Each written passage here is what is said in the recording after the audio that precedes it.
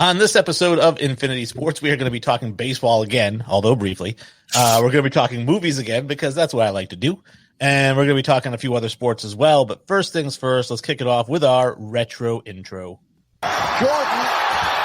Oh, a spectacular move by Michael Jordan. Drives one out to deep left field. This one's got a chance to get out of here. Gone! Three-run Jimmy Jack first big league home run for Mike Trout. Pass is intercepted at the goal line by Malcolm Butler. And an 81-point game, 55 in the second half. Ladies and gentlemen, you have witnessed the second greatest scoring performance in NBA history.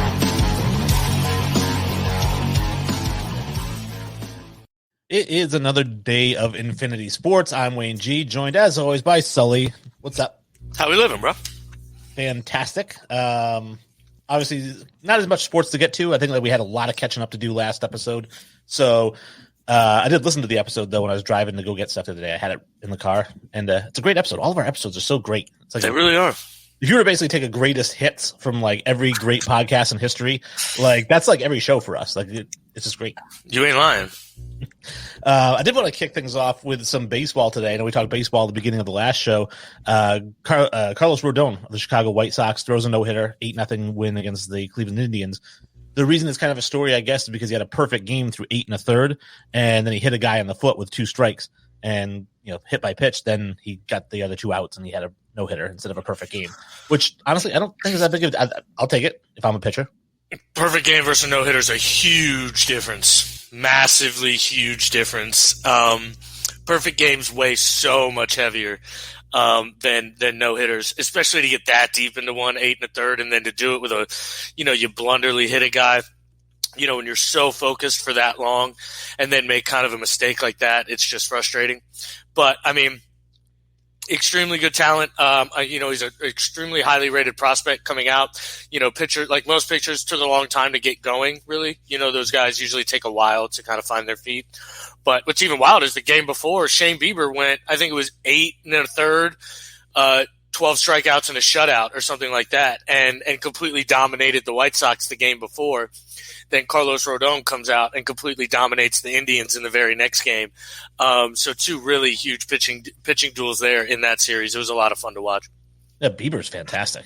I mean, he's a monster. Bieber's a stud, dude. It's a shame he plays for Cleveland. If he played for somebody like, New York or, LA for that matter, or somebody like that, even the Rays, he would have way more wins at that point and just look, I think, so much better. Kind of had like a Joe Burrow career, in my opinion, because I felt like before last year, I didn't know who Shane Bieber was. He was like a 3.46 ERA guy. And then last year, he goes, 9-0 or 9-1, leads the league in strikeouts, ERA, won the Triple Crown, right? And now this year he comes out on fire as well. So I wonder if there's a little liquid enhancement. I mean, again, I would assume so. A lot of these guys are figuring out that that you can get up to a certain threshold. So like they'll get their self-tested and let's say they're randomly at 300. Their test level's at 300. Well, the pop level isn't like till around like 1,000. Depends on each sport, obviously. But, so they'll get, shots to boost their level all the way up to 1,000 at that point. But you never know. Again, it takes a long time for pitchers to put it together. Usually, rarely do you see a guy put it together at like 20, 21, 22, something like that. Pitchers are thinking man's game. So I think like, 27, 28 is when you see guys really kind of put it together. Well, how much of it do you think is a mental game versus the physical game? Because I believe a guy like Steven Strasburg had it day one. Like he came in, he was just striking out 13 guys. But he had arm issues. But, I mean, he's a guy that he got it right away. I mean, he had nasty stuff. So does he really need to get to 27, 28 to figure it out? Or is like his stuff good enough that he doesn't need to? I mean, to be fair, he's progressively gotten better as a pitcher. So, like, yeah, he was good coming out, but he was up and down, and he wasn't – like, he's never been like a Cy Young guy, to be fair. So, I don't think he's ever truly put it together. Again, he's had the injury issues. So anytime he's actually been in a groove, he unfortunately catches a nagging injury or something like that. But I mean, just look at it. You see like guys like Verlander, Scherzer, Clayton Kershaw, all these guys, they hit their stride Bauer, Garrett Cole. I mean, the list goes on and on and on and on with guys who hit their stride at around 25, 26, 27. And then, 27 to, 30, 33 is kind of their prime. Before that, you could have nasty stuff and get away with it, but it's more about recognizing when to throw the correct pitch, and essentially getting these scouting reports on these guys. And I think that comes with time. That's tough to just have out the gate. I guess, yeah. Maybe some of these guys start off younger or earlier. It's just, like I said, just nasty stuff. I think a guy like Greg Maddux, right? So Greg Maddux came in 87. He was throwing 98 miles per hour. He was a flamethrower, but, what was he, like 5-7 as a record or whatever? And then, of course, a couple years go by. He ends up on the Braves. He's throwing 94, 95. But this is, the stretch of 5 or 6 Cy Youngs, whatever it is. Shoot, he'd be lucky if he was throwing 95. But, yeah, he became an entirely mental pitcher. Yeah. And then, of course, corners and things like that. End of his career, he was throwing 86, 85, and he was still winning games. Yeah, exactly. Paint corners, know the strike zone, varying speeds. Varying speeds is the key to pitching. It's bottom line, varying speeds is the key to pitching. If you can throw 94, even if it's not 100, now it's easier if it's 100, but if you can throw 94 and then trick a guy into making your 87 mile per hour pitch look like your 94 mile per hour pitch, that's the key to pitching, in my opinion. So. Well, I think that's what they said was so lethal about Pedro is they said that his changeup, his pitching and arm slot was identical to his fastball. Yeah. 100%. I mean, you look at the best pitchers in baseball, I guarantee you 90% of them have an incredible changeup. That's all I really had for baseball. I mean, not really a whole lot. I mean, we got to talk about Ronald Acuna right now. Did we talk about it? We talked about it briefly. I was looking at his stats today. He had another, I think, 5 home runs from Tuesday to Saturday. The guy is absolutely crushing the baseball. I'm pretty sure he's leading in every statistical category you can outside of average. But I mean, he's crushing the ball. It's just insane to watch. He can't miss. I mean, even guys are like I mean, you're even kind of pitching around him and he's still lighting it up because you can't with Freddie Freeman essentially there. But I mean, it's a lot of fun to watch. And then he's in 462 or something like that. Like it's not. And then Tatis came back last night from the injury and dropped a bomb. So hopefully he gets back into stride and can continue the trend he was on, because you hate to see it with that shoulder injury. It can be so bad. Yeah, I love seeing the young guys do well. And the thing with Acuna, because I was looking at it today, I almost put it down on my list because, like you said, he's, I think, 5th in batting average, he's 3rd in home runs, and he's 1st in RBIs. And I thought, good trivia question would be, who is the youngest Triple Crown winner of all time? I have no idea, so I'm just throwing it out there. God, I don't even know. I would assume it would be probably like Teddy Williams or somebody like that back in the day. Yeah, maybe. I don't know. In basketball, the big story was Lamarcus Aldridge retiring. And I thought, well, we talked about this last episode. Great acquisitions by the Nets, right? Blake Griffin's averaging 2.5 points per game, and Lamarcus Aldridge calls it quits. And I guess it had to do with a heart condition. They said he had some sort of heart condition, and he's fine. He was cleared, but he said just scared the crap out of him, so he's just not going to play. But yeah, I thought that was crazy. Again, the Nets loading up on talent, quote unquote, and then nope, not really. Yeah, I mean, it's really funny that we talked about it and essentially talked about how it really wasn't that big of an ad. So I truthfully don't think it's that big of a subtraction. I don't think it made them significantly better, if I'm being honest. So it's tough for me to argue that would make them significantly worse. It's more or less just kind of coincidence and funny. The heart murmur, I know, can be scary. These big guys, they get moving, and it's, we got to remember he's still, probably 270, way up there in weight. And the heart's still a muscle that needs to work, and you get a murmur and it can scare you. It can put the fear of God in you. So I understand him stepping down. It's only a matter of time before Blake Griffin retires at this point, honestly. No, it's actually kind of crappy when I think those heart murmurs or heart conditions with basketball players. And I think of a guy like Isaac Austin, I think it was from Baylor, this is a guy who, when he was in high school, I think he lost his eye. He had something happen where he lost his eye, but still managed to become like a top 5 high school prospect. Was a one and done at Baylor, and he was going to be a lottery pick. And then during the conditions, physicals, they discovered he had a heart condition, could never play basketball again for the rest of his life. To be fair though, it probably saved his life. But you overcome so much, and then it's like, yeah, you do. But again, in that instance, you got to think of the bright side of, well, damn, if I'd have stayed at Baylor, I'd have probably died on the court or something like that. You know what I mean? So, everything, has its purpose, and obviously that's a terrible story, but I mean, it's going to happen. At least he didn't end up like, your boy, Len Bias. I know, the biggest bust in NBA draft history. Yeah. Man, people get so mad when you say that. But I'm like, dude, the guy had 0 points for his career. He was the number 2 overall pick. Yeah. I don't care if he died. He's still a bust.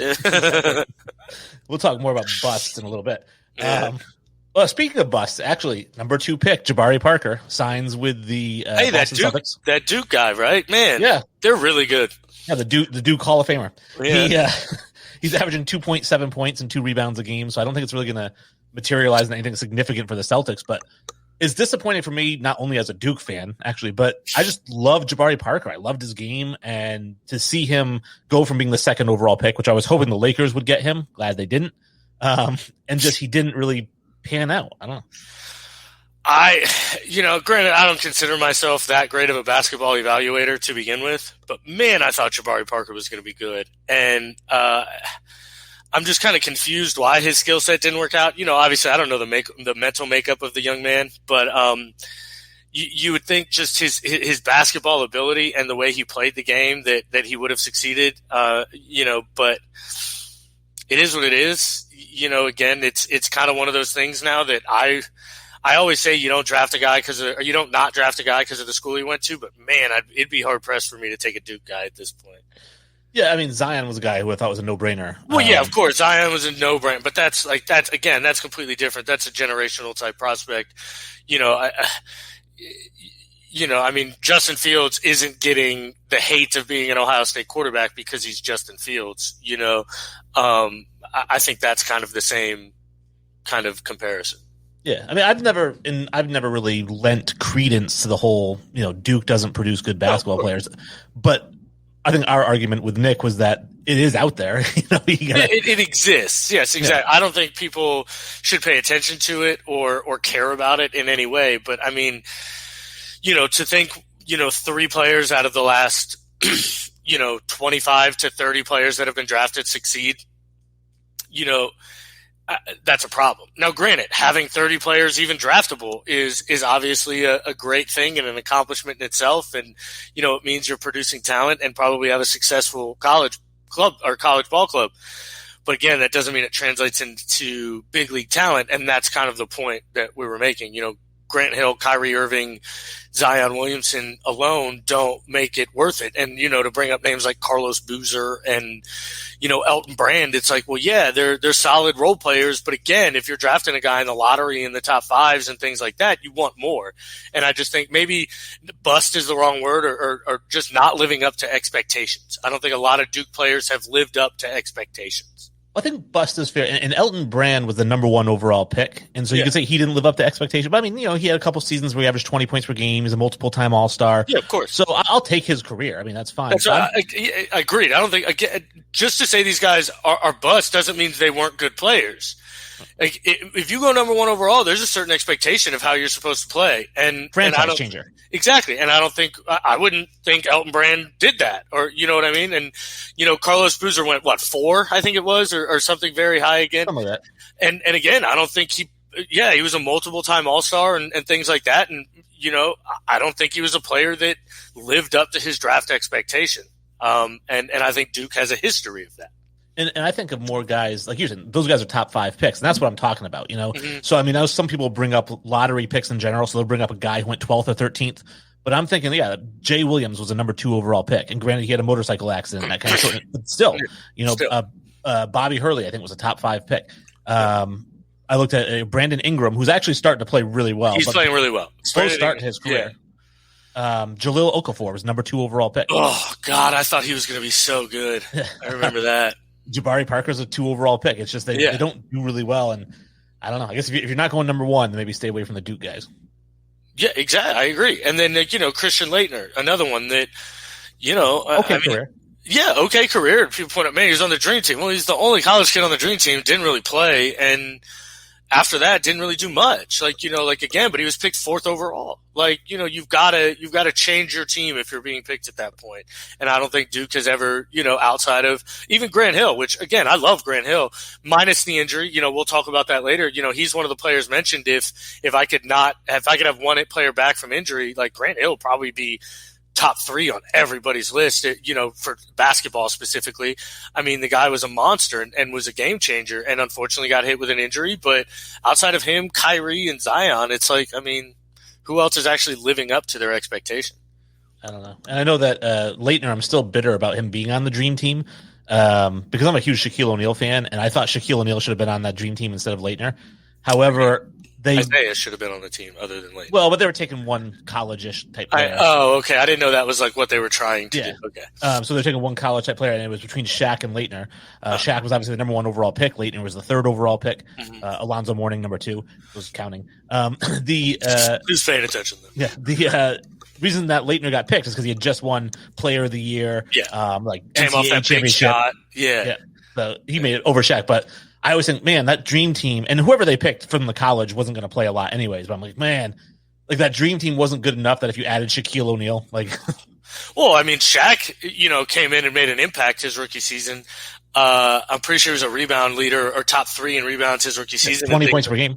Yeah. So, I mean, he probably would have made he would have made a much bigger impact on that Dream Team than Christian Laettner. Now, would he have played? Highly doubtful. But again, in his minutes, he would have made a much bigger impact than Christian Laettner. Now, it wouldn't have any difference. It's not like they were sweated anyway, but still. The other bit of NBA news I have here is Dwayne Wade becomes part owner of the Utah Jazz. So cool. It's super cool. I don't know what his actual percentage is. I'm going to guess it's 5% or less, but it's still, I mean, he's an ownership group, which is cool. And we see obviously LeBron James' ownership with Liverpool and Boston Red Sox now. And he's currently playing. It's not even like he's retired. I love seeing stuff like that. A-Rod's going to buy the Minnesota Timberwolves. Grant Hill's part owner of the Atlanta Hawks. I love seeing players become owners. Derek Jeter of the Marlins. Well, he's a majority owner, is he not? Yeah. Well, so is Michael Jordan of the Hornets too. Well, yeah, Michael Jordan's the main Hornet. Yeah, I mean that's wild. Michael Jordan makes sense. I mean he's insanely, wealthy. I can't find an actual percentage number. The league does mandate you buy at least 1%. So his minimum stake in the company would be 16.6 mil. So, 5% of that's a lot of money. That's a lot of money. That's like 80 mil. Yeah, that's like roughly 80 millish, a little over that because of the 0.6 at the end. But man, I think D Wade's got the money for it. He joined a partnership group with, God, who was it? I'm struggling to remember, but, good for him, and I think more athletes should do it. I think the NBA is an easier path, and so is the MLB because it's cheaper. Obviously, to buy into an NFL franchise is, kind of out of these guys' realms. Patrick Mahomes for the Chiefs owns a lot of the Royals. Not a lot. He owns a stake of the Royals. Did that right after his giant contract because he's a brilliant young man.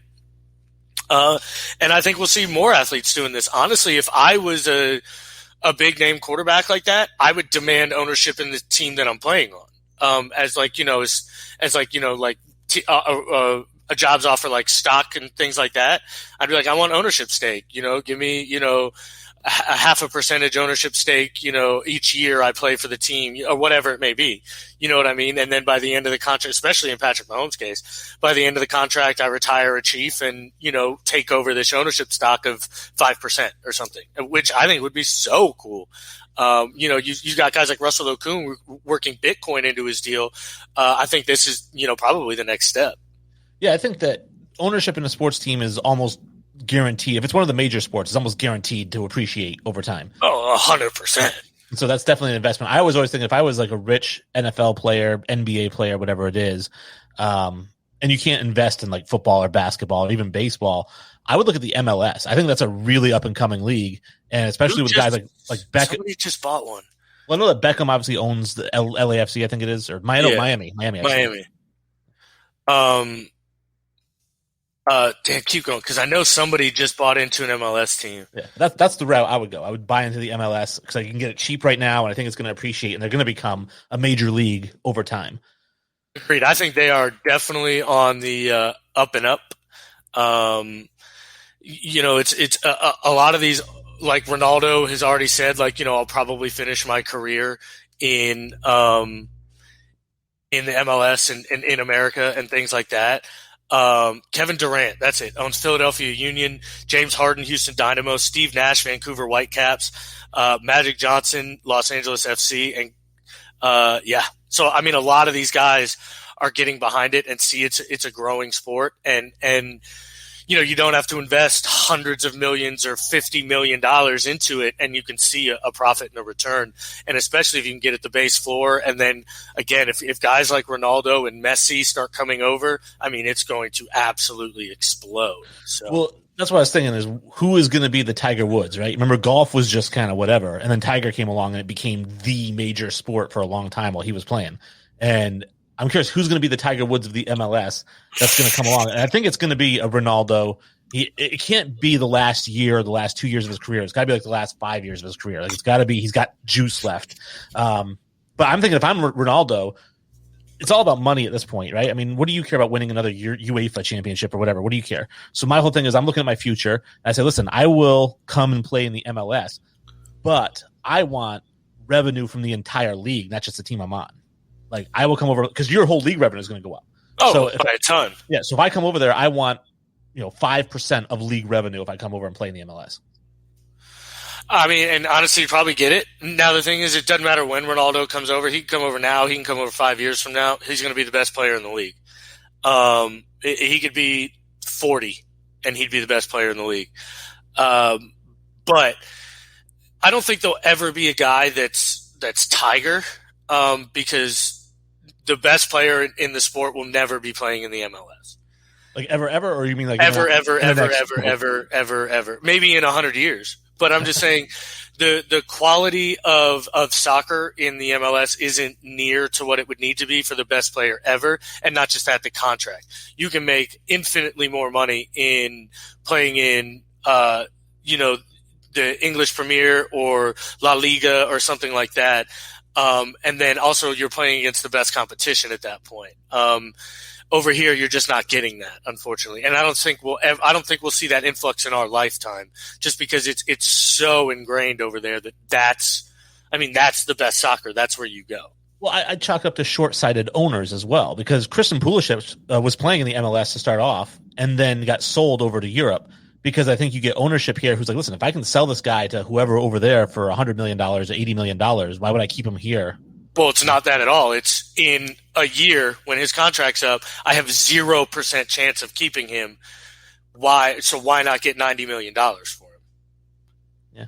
That's how it always, because he went to Borussia Dortmund, and Borussia Dortmund then sold him to Chelsea for $100 million, because he actually got bought for like 20 from the MLS. And then Borussia Dortmund sold him because, again, once your contract runs up, you can transfer for free at that point.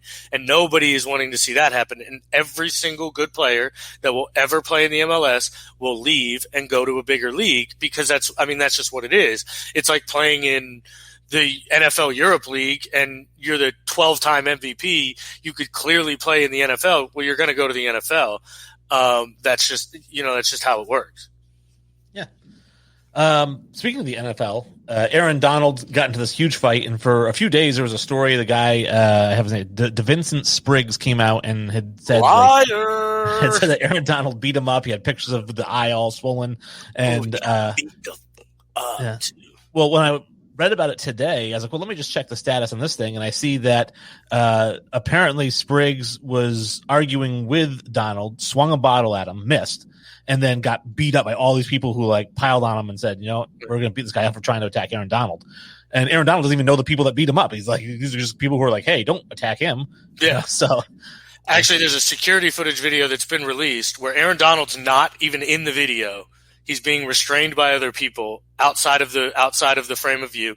The guy's getting beat up by a group of people, and Aaron Donald runs over and pulls people off of the guy. And so Aaron Donald actually saves the guy from getting more hurt. And just because the initial altercation was with Aaron Donald, the guy wants to cause a stir and try to get money now. And from reports, the bottle actually does hit Aaron Donald. Okay. From his lawyer's report, the bottle apparently grazes Aaron Donald's head.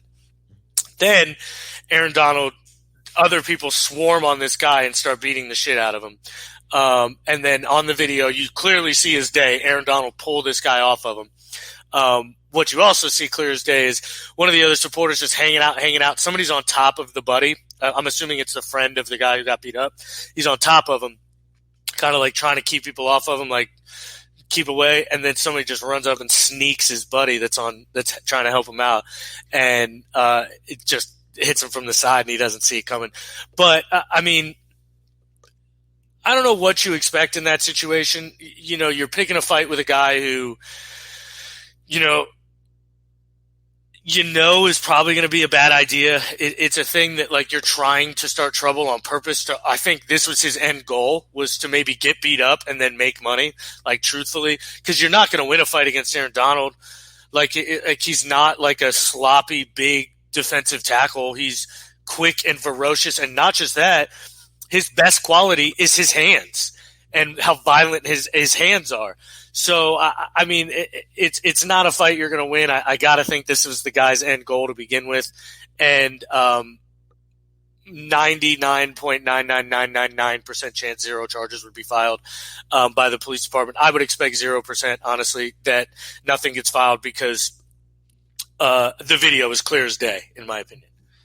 Well, and I read something too that somebody had a picture of Aaron Donald working out, of course, completely shredded. He's not, like you said, he's not a tubby interior. Not at all. He's shredded, and they said he's also a black belt, I guess. Is he? Yeah. So, like, why would you ever? Again, it's you're purposely trying to make money at that point. He got beat up though. Did you hear his injuries? No, I just saw the swollen eye. He had like 17 stitches, a broken orbital bone, a fractured nose. Like, he got beat up. And he was a bigger dude too. But I mean, like, you can't beat up 6 people at the same time. It's really hard to do. And that's why I don't think, too, his size, is why I don't think necessarily that this guy was just targeting a payday. It's one of those things where, you know these people, right? That they're like, oh, who does that guy think he is? You know, I'm big. He's big. I'll show him I'm the tough guy. No, you're really not. Yeah, you're really freaking not. I don't know. I still think you've got to know it's a win-win situation. If I fight Aaron Donald and I magically knock him out, I'm the coolest fucking guy on the planet. I fight Aaron Donald and I get beat up, I get to sue him for money. So it's really kind of a win-win in this guy's opinion. Now, he went to fight Aaron Donald and got beat up by other people. So big loss there. But, you know, you win some, you lose some in life, right? Yeah, I feel like if I was a celebrity or a quasi-celebrity, I would have the biggest, baddest bodyguards on the planet just hanging out with me. I would not. I would have 2 jiu-jitsu black belts with me at all times. I don't care how big you are. I want 2 black belt jiu-jitsu guys next to me, and trust me, I don't care if you're 6'8", 320. These guys will beat you up. This was kind of a funny story, a little bit off talking about the bodyguards. As I worked with a guy who was a manager at a retail store, and kind of a goofy guy, but nice guy. And he told me the story about how he'd gone to a party down in Houston or something like that. His brother used to fly him down to Houston just to hang out. And he said he went to this party where it was like A-list party. Like, his brother somehow had special tickets or something, got him in. And one of his friends, he said, was like a 6'6", built, muscular guy. And they came up with this plan that the 6'6" guy was always like on his shoulder. And like, he said by the end of the night, people were coming up asking for his autograph, asking to get selfies with him. That's amazing. That's really funny. That's awesome. The other NFL news is Jadeveon Clowney signs with the Browns, 1 year, $10 million, or up to $10 million. So I'm guessing it's 1 year and less, and he could get to $10 million depending on what he achieves. He turned down a 4-year, $57 million deal or something like that with the Browns last year. That's what I was just looking up. I was going to say, man, I hope you have the stats for the money he turned down last year. Yeah, he bet on himself and he lost. You know, I don't hate that at all. I would do that every year if I was an NFL player, you know, and I thought I was worth more than what I was getting. I'd bet on myself and see if I could get there. Now he's not going to get there. And truthfully, I think he'll be a rotational kind of pass rusher at this point. I still think they try to bring in another edge guy in the draft, and they'll try to work that in, you know, with Myles Garrett. I mean, to be truthful, I think you need 3 edge rushers anyway. The other big news, though, is they released Sheldon Richardson also.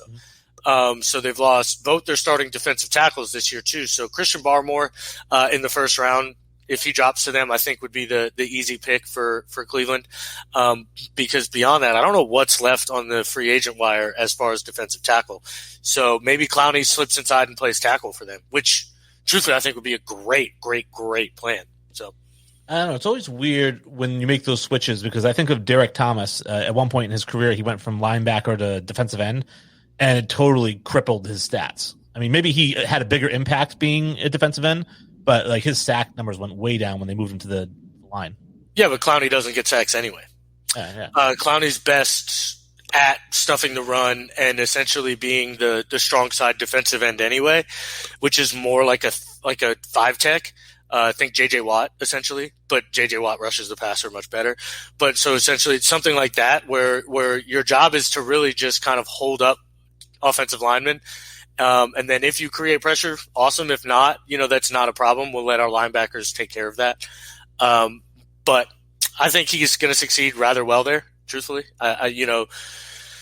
Myles Garrett helps a lot. Did you see that quote he had? I did. Where he said that it was nice to play with a guy who can impact line. There's a picture of J.J. Watt. Like, what the? Yeah. Well, J.J. Watt's like, I'm 3-time defensive player of the year, right? So, these guys just talk.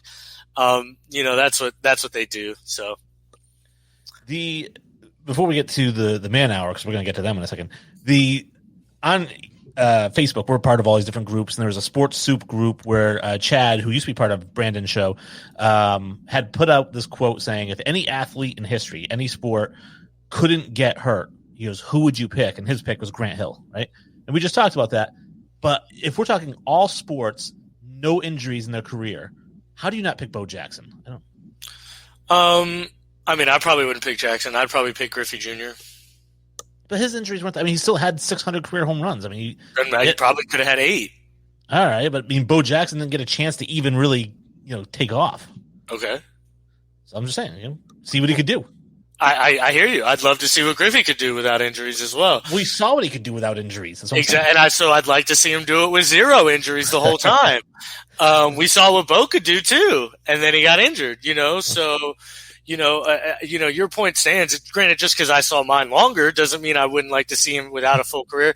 Another one that's really high up there for me is Derrick Rose. Yep. I would have loved to see him. He was so explosive. I don't think people remember Prime D Rose properly because Prime T Rose had the ability to be a top 10 player of all time, in my opinion. Well, he's the MVP of the league. And like far and away, like he was so exciting to watch. Think of a controlled Russell Westbrook, was D Rose, in my opinion. Like he played the game under control, but he played it so fast and so explosive. It was so fun to watch. He'd be one. And then Penny Hardaway, I would love to see, stay completely healthy. Those are probably the 2 guys. You could go with Megatron because maybe he'd have a longer career if he didn't get so many things, but he didn't really miss time. He didn't really miss a ton of time. I'm trying to think of guys that miss like significant, like if you miss like a whole season or something like that. Shit, Tom Brady, would have been nice to see him not miss the whole season. Kerry Wood, maybe. I don't know about Kerry Wood, but beyond that, it's tough to like really think of a guy whose career just like kind of ended. If that's what you're thinking, then obviously Griffey doesn't apply to that. But yeah, I understand Bo. You also have to, let folks know that you worship Bo. So, well, everybody should. He's the true sports one and only God. But yeah, I'm trying to think. I would love to see like some of these baseball guys' numbers if they didn't. I know it's not an injury, but if they didn't have to go fight in a war. I would like to see, they missed, 3-4 years of their prime. I would like to see a lot of those guys' stats at this point.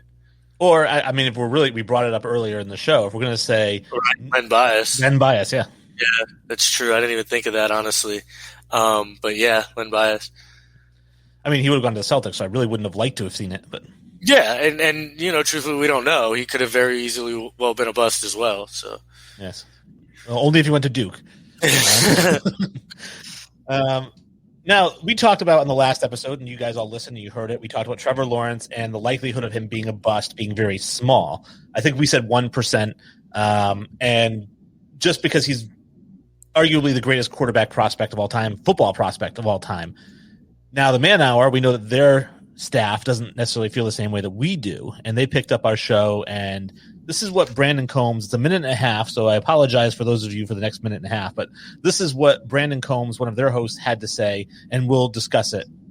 Wayne and Sully, I was listening to their show, and I was listening to them both talk about he does nothing wrong. Like Trevor Lawrence has always been a winner. He does everything right. You can't pick out one thing in his game that he does wrong.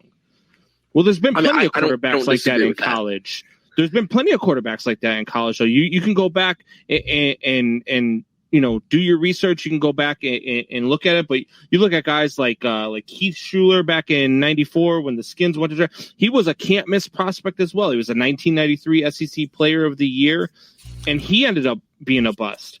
David Klingler of the Bengals. These guys were all good early first round prospects. No. Klingler was the number 3 pick in '92, threw 716 yards in one game in college, and in 32 games in college, threw for 9,430 yards and 91 touchdowns. They were saying this guy is the prototype being a quarterback back in '92. They said this guy is going to be the best quarterback. So Trevor is a top 5 quarterback prospect of all time. This kid. All right, so let me finish. This kid back in '92, David Klingler. They're like, oh, this kid's going to be great. All these records that he's thrown. He's breaking records. He's throwing up phenomenal stuff. There's nothing wrong with his game. Well, he lasted 24 games in the NFL, and he threw for 16 touchdowns and 22 interceptions after putting up all those numbers in college. So there you go. I mean, basically, he's saying that Trevor Lawrence is going to be a bust because good players are busts.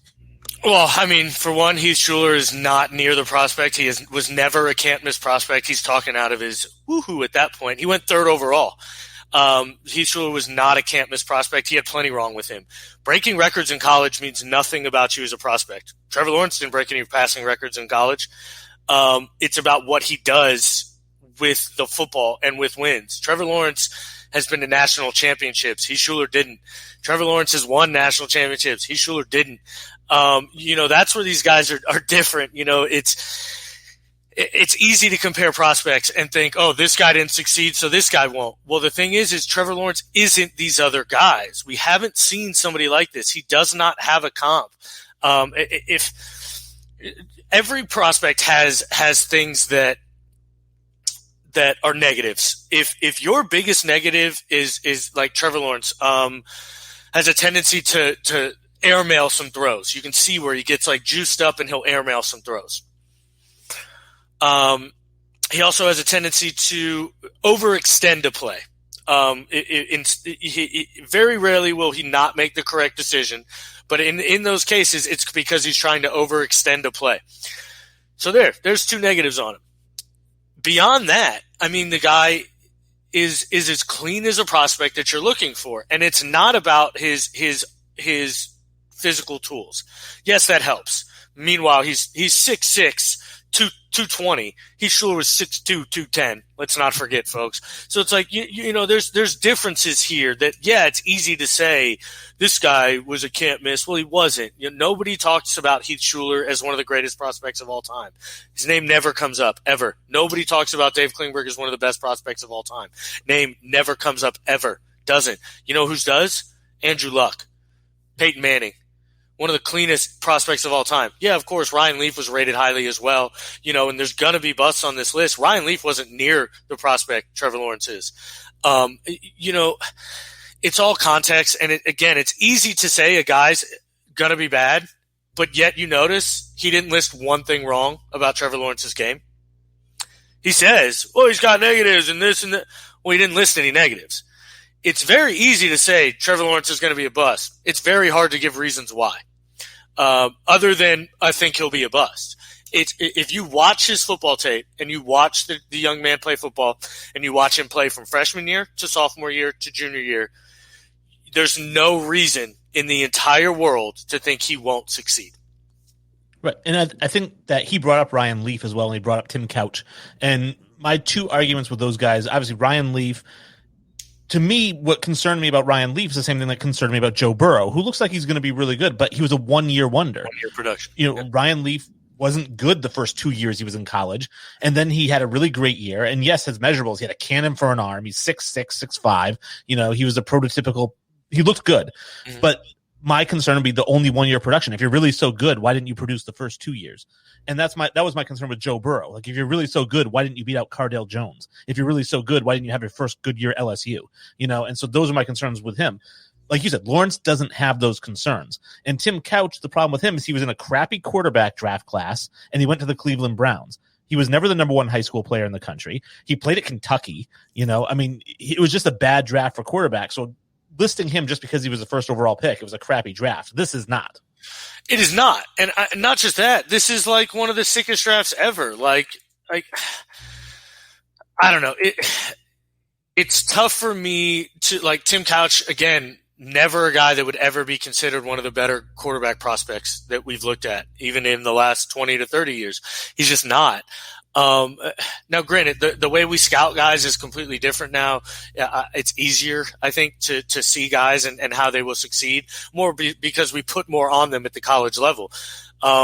Trevor Lawrence, runs a pro style offense. He's not going to have any issues coming into it. Again, it's very easy, and I'll repeat this 1,000 times, and I'll wait for Brandon to come back and give me something if he wants. I'm obviously more than welcome to have this debate. It's very easy to say Trevor Lawrence won't succeed. It's very difficult to give reasons why. The last segment of our show, we haven't done it in eons, but it is the Infinity Five, which basically we obviously, if you're not familiar with the show, we take a top five, bottom five, favorite five, something that has to do with the number five. And in hindsight, we probably should have made it 6 because there's 6 Infinity Stones, but we're doing the Infinity Five. And today I threw it at Sully because we were trying to think of what to do, and I didn't know what the best option would be, but I came up with movies because I love movies, and I said, if Wayne gets to pick, it's going to be entertainment related. I'll tell you that much. Movies or music. Yeah. And basically, I said, what are the top 5 sequels of all time? And mine's very biased. I usually don't do bias lists, but I was very biased with mine. And it doesn't have to be sports movies. It can be any movie. And sequels, as we know, generally aren't as good as the originals, but sometimes they are. So I wanted to get with you. What would be your number 5 sequel of all time? Well, the other interesting thing about my list is all 5 of these movies I think are better than the original as well. Okay. Which I think is why they're my top 5 sequels of all time. Because I actually think they're better than. Now that's not why I picked them because they're better than the original, but they're my favorite 5 sequels. Not even my favorite. I think my best. Number 5, one of my favorite movies of all time, Mad Max Fury Road. I actually think it'd be the 3rd installment, technically, but I don't know what you would call it. But I just love the movie cinematically. I love it. Tom Ford's brilliant. Charlize Theron's brilliant. I just love everything about the movie. So, yeah. Yeah, so the original was The Road Warrior, and then the second one was Mad Max, the Thunderdome. The Thunderdome, that's right. And then, so this one would be, I guess, the 3rd one. The 3rd one, yeah. I didn't really like. So to me, the Thunderdome was still the better, I thought, of the 3. I didn't really. I watched Fury Road because it got so much acclaim from critics too. Like usually those types of movies don't get critical acclaim. Yeah, for sure. So I watched it, and I don't know. I just couldn't get behind it. I didn't feel like they developed the bad guy enough. I don't know. That I agree with. What's his name? Something Joe. Immortal Joe. Okay. I agree. I don't think they made him there wasn't enough backstory essentially, but again, cinematography wise, I think it's just absolutely just spot on, brilliantly done, and just had me kind of super interested the whole time. Now, my number 5, again, in my list as well, I think all 5 of these are better than the original movie. My number 5 is Avengers Endgame. Okay. I just feel like of all the Avengers movies, this was the best one. I saw it in the theater opening day. We wore Avengers uniforms, me and my family, to go watch it. And nice. Not like uniforms, we wore the Pym particle hoodies. Yeah, I know. We wore those, and I remember, I'm not going to lie, and I'm not even ashamed to admit it, but I was bawling my eyes out at the end. Cried my heart out. And I almost jumped out of my seat when Captain America caught the hammer after he. Bro, there's so many when the portals open and they say Avengers Assemble, I don't think I've gotten bigger chills in my entire life. Like, I mean, that movie is on my list. It will be much higher. Okay. Yeah, I have a bunch of them on here. So that was my of the Avengers movies. That one I think is the best. Although some people say Infinity War is better than Endgame. I just like Endgame better though. See, and I mean, Endgame is the sequel to Infinity War. So I don't know how you want to define that, because Infinity War was its own movie in the timeline. So like Thor Ragnarok is the sequel to Thor. It's not like you get what I mean? Right. Well, it was the third installment because there was Thor Dark World, and Thor Ragnarok. Yeah, but Infinity War is the original, so you couldn't have picked it. I consider the original Avengers the original, then Ultron, then Infinity War. See, I guess like you could definitely do that, but then like you have to consider almost all of them because they're all encompassed. So I try to like separate them, but I guess you're right. I mean, again, you're nitpicking there, but Ultron was the only one I wasn't really a fan of. I did not like it, but it was probably like my least favorite. It was like Iron Man 3. I think like, again, I did not like it, but it wasn't like well done. They just didn't do a good job developing the Mandalorian, I don't think. Or the Mandarin, not Mandalorian's the fantastic series. They did a great job developing the Mandalorian. They did do a great job of that. I'm sorry, Jon Favreau. So my number 4 is there it is. Lord of the Rings, Two Towers. I think that's the best one. I think it's incredible. The fight scene at the end is just, I think, probably the best fight scene in a movie of all time, or a battle scene, I should say. I just love every second of that movie. I had a hard time with the Lord of the Rings trilogy because I had read the book prior to seeing the movie, and they left so much out and so much wasn't explained, and then other things because they'd paid so much money to Liv Tyler. She had a bigger part in the movie than she did in the book. Oh, okay. And just things like that. So like, I remember reading the book, and in the last one, the Return of the King, Aragon marries the Leaf Princess there, whatever her name, or Elf Princess, Liv Tyler, which in the movie series, you see it coming. Like, they've got this relationship, they're together, and then they get married at the end. Makes sense. Well, in the book, you didn't see it coming. They mentioned her. She was, like, in it a little bit. But he had this thing for the blonde lady who was the daughter of the king or whatever. Whatever it was. King of Road. Yeah. They had a really, really hot relationship. And so you thought, they showed that in the movie. Yeah, I don't feel like they did enough, though, because I was surprised. You could definitely tell she was in love with him in the movie. Like when they're riding to the keep, and like, they have that scene where he's like, like staring at her, and like they've got that moment, and then he falls off and she like cries, like, I mean, you could tell there was some kind of connection there. Now, obviously they didn't expand on it and make it as steamy as it was in the book, but again, it's more about the battle scene. That last battle scene for me was just so epic. Yeah, any of those battles. I mean, I think that actually you can, in Return of the King, maybe they had the battle at the gates, was it? So there's been a couple of good battles. That's Two Towers. That's the Two Towers? Okay. So, yeah. It was the racer flying in, and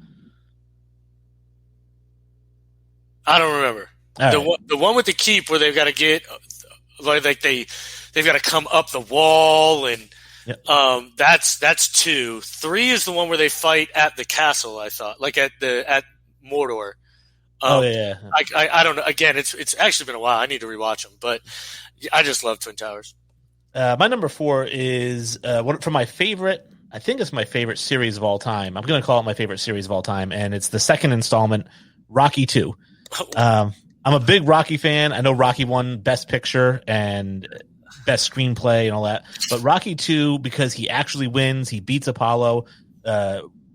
When Adrian wakes up from her coma that she was in after giving birth, and she's like, I want you to win. And at the end, he's like, yo, Adrian, I did it. Adrian! Yeah. I don't know. I actually think, is 4 with Drago or 3? 4. I think 4 is the best one then. I don't know.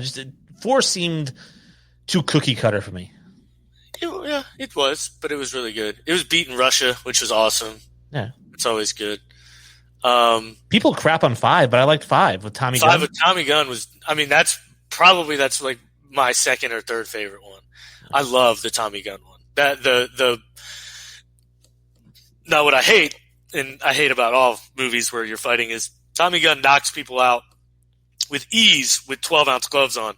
Then he fights Rocky Balboa in the street and can't knock him out with pure fists. Drago was killing people and he couldn't knock Rocky out. No, but that's with gloves. Again, with fists, you've never been hit. All right, you punch somebody with a bare fist, bro. You go to sleep. Like, it hurts a lot.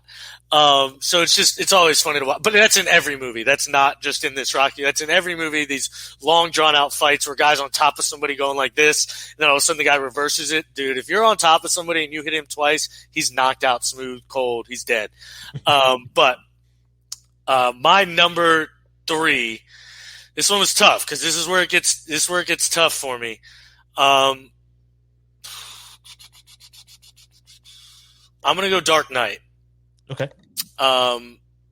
Which I think is the best of the series of the new Batmans. That movie was just so brilliant. I mean, Heath Ledger was obviously insane in that movie, and it's probably the defining acting of his career, I think. Now, granted, it was short-lived and he died kind of right after, but nonetheless, I think most people would say that's his best acting performance, and he was just brilliant. And then just the whole movie in general, I think, was extremely well done. So, no, I would agree. I think that I could watch 5 movies with him as the Joker as the bad guy. I could easy, 100% easy. He was so good, yeah. And terrifying, but also like I don't know what it was about him. Like he was wanting to root for him almost. Yeah, exactly. Yeah. Like you kind of rooted for him, but you also knew he was the bad guy. And, yeah, of course. And he was scary, but not too scary. I don't know. Yeah, like he was intimidating, not scary. Like you feared him. You didn't like. You weren't like Bane was scary. Like Joker was. Bane was intimidating. Joker was scary. Let me put it that way. You know what it is I think like with the Joker, I would be afraid if he captured me, mm-hmm. but I wasn't afraid for Batman. Yeah. You know yeah. Like with Bane, I was afraid for Batman because Bane was stronger than him. Yeah, exactly. Yeah. All right, that's a great one. And that'll come back around on my list as well. So, but my number 3 is Indiana Jones and the Last Crusade. I mean, all the Indiana Jones movies. Really, I like them all. I mean, obviously Harrison Ford as they're ruined for me because Indiana Jones is completely unnecessary to the story. You've heard that. You've heard this theory, right? I have. You can take Indiana Jones out of the movie and nothing changes about the movie. Yeah, the original one, not all 3 of them. Yeah. But which I don't know, just ruins the whole kind of thing for me. I don't know, but go on. Yeah. So, so I mean, obviously Raiders of the Lost Ark is okay. It's good. Temple of Doom sucks. Yes. And then The Last Crusade, they bring in Sean Connery as his dad, and there's so many funny moments between the two of them and that relationship. They're hunting for the Holy Grail, which is amazing. And then they have to pass the religious tests at the end. And I don't know. And of course, in all of them, he fights Nazis, I think, except for the Temple of Doom. Yeah. But which is great. You got to love that. To me, that's the best installment for the Kingdom of the Crystal Skull. Forget that. But The Last Crusade to me is the best one in that series. I agree. I mean, it's again, I'm not a fan of any of them really, but if I had to watch any of them, I guess it would be that one. Excuse me. Actually, even as much as we all hate Nazis, I think it's hilarious the scene where he gets the Grail Bible autographed by Hitler. Like he's like going to the crowd and Hitler looks at him and he just signs it. Yeah. My number 2 is Endgame. Right. We spoke about it. It's man, that movie was just so brilliantly done. I could watch it 1,000 times and never get tired of it. So my number 2 is The Dark Knight. Easy. So I'm curious if we're gonna have the same number 1. We'll see. We're gonna have the same one here. It's it's not my favorite movie of all time, but it's definitely up there. Empire Strikes Back. It's in my opinion the greatest sequel of all time. It's one of the greatest movies of all time. I think it's the best Star Wars of all time, in my opinion. So yeah, Empire Strikes Back to the moon. You're gonna have Godfather 2, aren't you? You've just said a lot that I disagree with, and we've had this disagreement before. Actually, before we went to video, we've had this disagreement because I think Jedi is better than Empire. I mean, it's not, but I don't have Jedi as my number 1. Yeah. For me, the greatest sequel of all time is Terminator 2, T2 Judgment Day. I think that the first Terminator was an okay movie. I mean, it's an action movie, Yeah. And then T2, the story was so good, and the bad guy was fantastic. The liquid guy, and that is true. I forgot about T2. I'm not gonna lie. Everything about it was just great. And then they're trying to stop Skynet. Which one? Who plays the liquid cop? I don't know his real name. I know other stuff he's been in. But. Yeah, because I like him as an actor. He plays like that. I don't know that character well. I just kind of like that character that he plays. Pretty much every. He always plays the same guy, kind of. But I like a CIA agent with a dark side. Yeah, exactly. I think he's good for that role. Maybe I guess is more. I think he what he does. I think he does well. All right. Well, those are our top sequels all time. Obviously, there's some that didn't make it. You mentioned when we first started talking about sports movies and we're talking about sports sequels. I'm like, there's not really a lot of good sports sequels. Oh, So for me, like you mentioned Major League 2, and like Major League is my all-time favorite movie. And Major League 2 is one of my most loathed movies of all time. Is that The Buzz or is that 3? No, that's 3 is when Scott Bakula is the coach of the minor league team. That one was good. It was all right. It was better than 2. It was where he gets the coach on the other sideline to do the toupee scene, and he pulls his hair up. And it's all like looking all wild before the game. And he's like, who's an idiot now? And he's got the hair. It makes me laugh every time. And I believe that the star hitter, I think it was Anderson, that he had to teach to hit opposite field, was the guy in Tombstone that challenged Val Kilmer, right? He had the gun, twirling the gun there. Is Tombstone a sequel? No. What's a sequel?